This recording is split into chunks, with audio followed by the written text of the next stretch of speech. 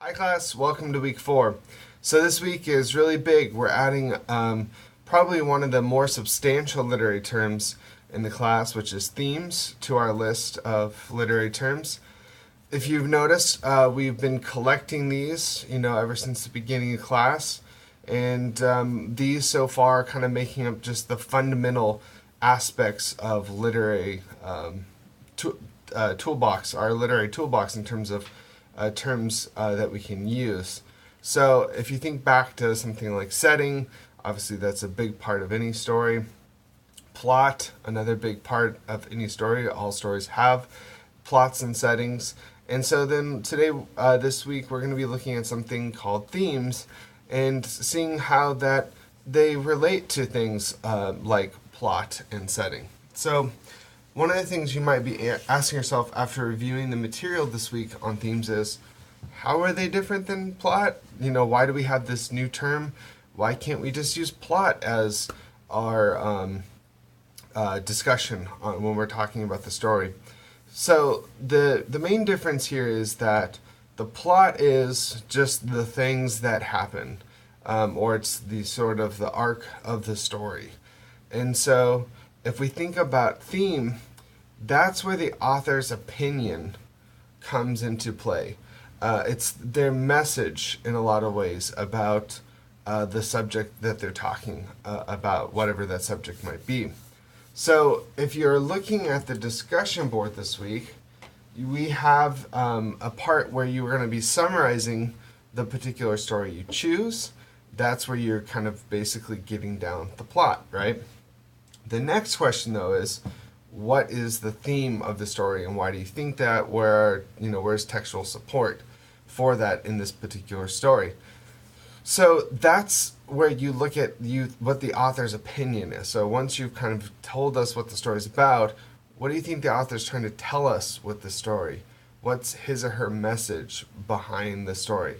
So that's the main difference between something like a plot and theme, is that one is just telling us what happens and the other is telling us what's the message that the author is trying to communicate with this story. So let me just give you an example. My daughter right now is 3.5. She's really into Dr. Seuss. And so one of the books I particularly like to read to her, and she will of course sit for, because she'll sit for any books, is Oh, the Places You'll Go. So, I'm sure if you've graduated high school in the past 10 years or 15 years, you've, you either received this as a gift or you maybe gave it to someone else as a gift.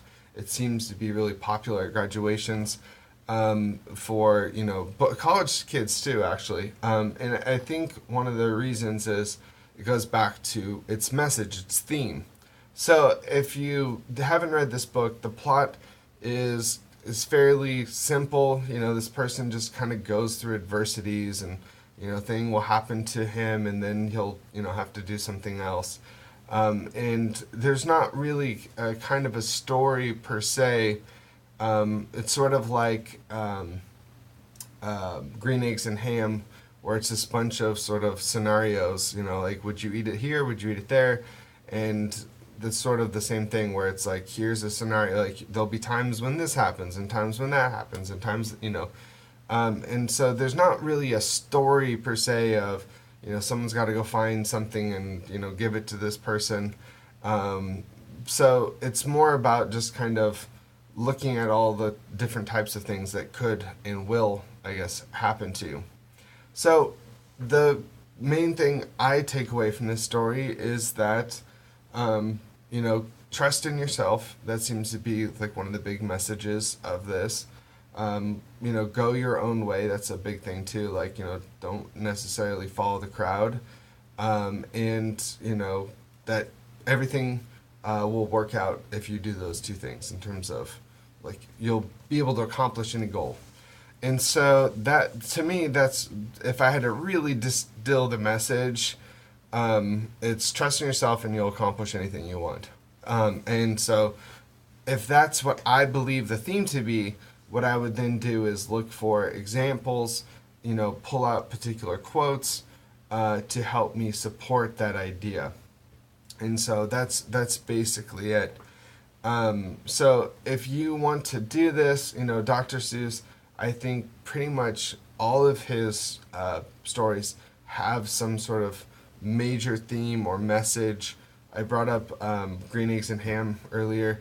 That's a pretty straightforward message, I think, in terms of trying new things, in terms of its theme. So, just have fun with it. And if there's a particular book that you really liked in childhood, let's bring that up. And hopefully you have, that copy still laying around from childhood, or you have children yourself that you can just kind of go look for in terms of their little bookshelf or whatever.